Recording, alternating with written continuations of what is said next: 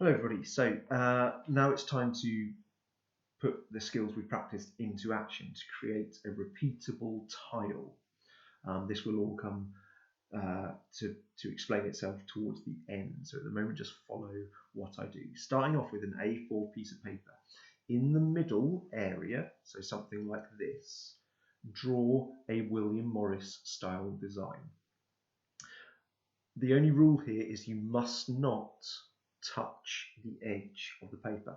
I would say don't go anywhere near the edge of the paper. So draw it in the center around here. Okay. Now I'm going to go nice and quickly, so I'm just going to do a very, very simple William Morris design. So I'm going to go with some sort of, can you see that? Yeah, sort of.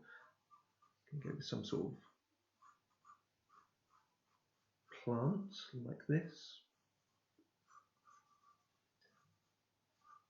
Actually looks a bit like a meteorite.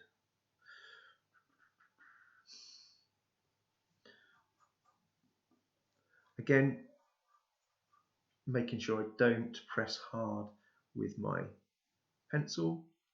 I'm roughly sketching out the ideas I have to begin with. There we go, I've absolutely no idea what type of plant this is.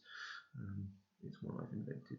And then when I'm happy, maybe I'll do some flowers in the background here. But I'm not going anywhere near the edge of the paper. That line I just drew in there was probably a bit too close, to be honest. I'm using a famous William Morris design called Strawberry Thief as my inspiration. So I've got that up there to inspire me.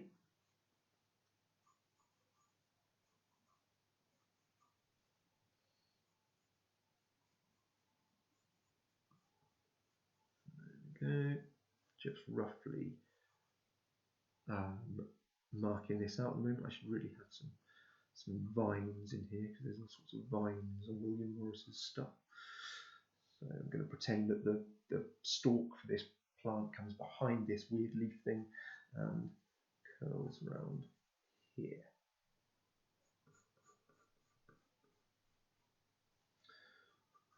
There we go, and then I might have a sort of a daisy type thing off there. I'm going really quickly so that this video doesn't end up being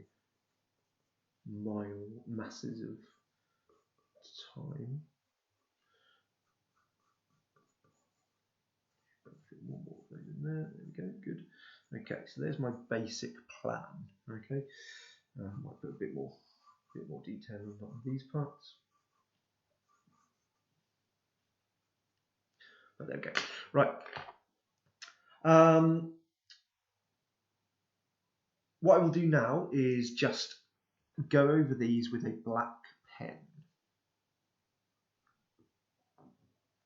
And this is going to be important later.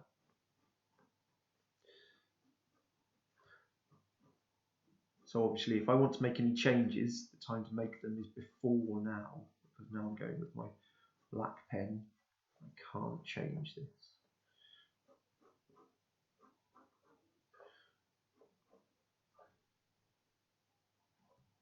Taking into account what I want to be seen and what I don't want to be seen.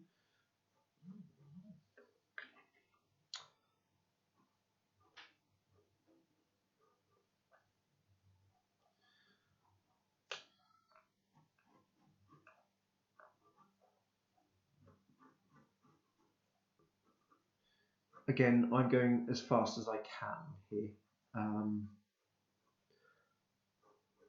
I'd expect you to take a little bit more care over this piece of work than I am doing. So I'm going to make some of those changes I talked about here. I'm going to bring this one in a bit closer so it's not quite so far from the edge.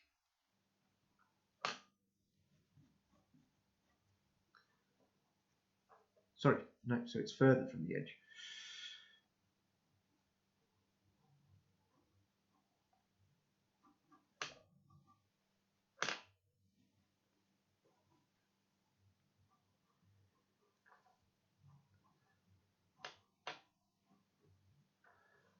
else have I got left? Oh yes, the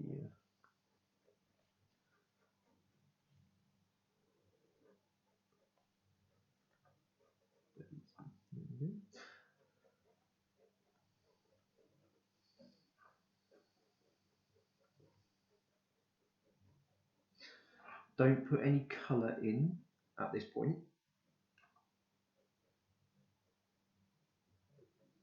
This remains a purely black and white piece of work, and it is a good idea to have a black pen, preferably an ink pen, but if not, a decent amount of biro will do the job. So there we go. That's my basic design. Now this next part is quite scary.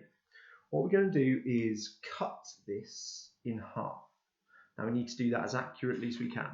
So I take this, I fold, lining these up perfectly as I possibly can, and I very, very firmly score along the edge of the paper like that. Okay, so I've got a middle line down there. I'm going to take my scissors and I'm going to very, very, very carefully cut down the centre.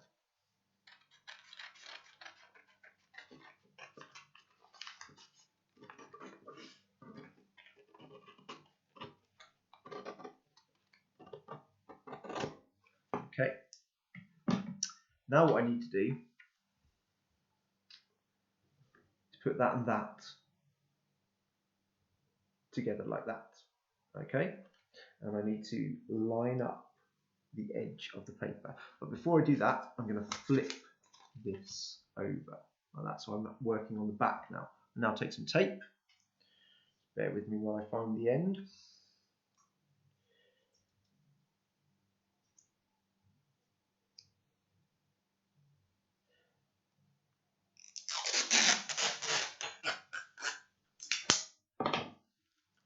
What I'm going to do is very, very carefully stick those together.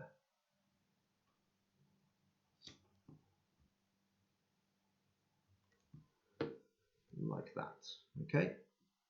I've actually stuck mine to the table a little bit, so let's just snip these parts off.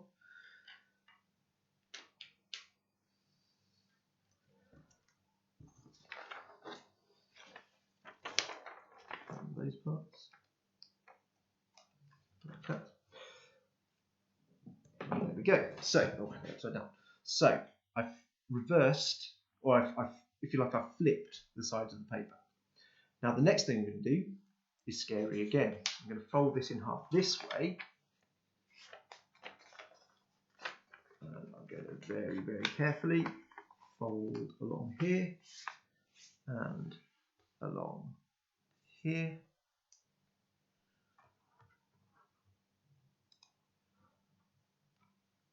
And then snip along that line. Again, all as carefully and as accurately as you possibly can. I've made an absolute mess of that to start with. Back on track now.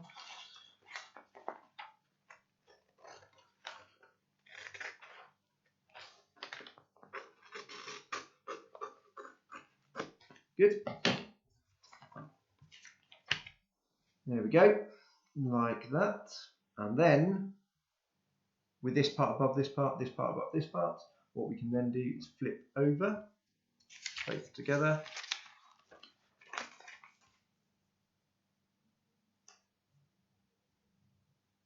Line them up extremely carefully, get your tape again.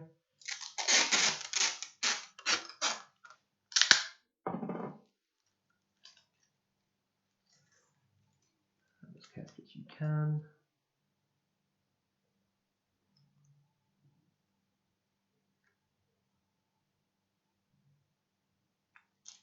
Oops, lining those up. Good. Okay, so now we have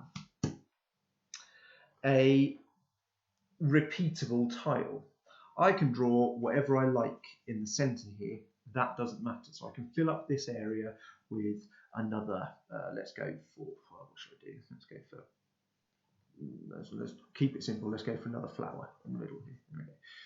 There we go. Another flower in the middle.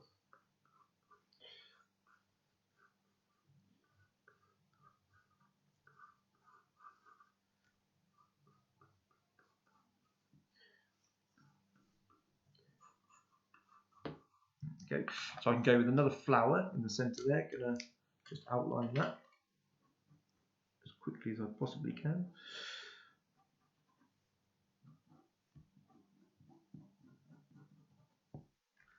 Can't stress enough, I'm working quickly here.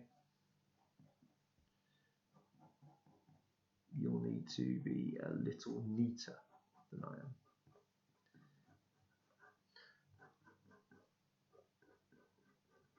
So I can fill up this space with whatever I like. Again, notice that I'm not going to the edge, I'm leaving the edge as it is.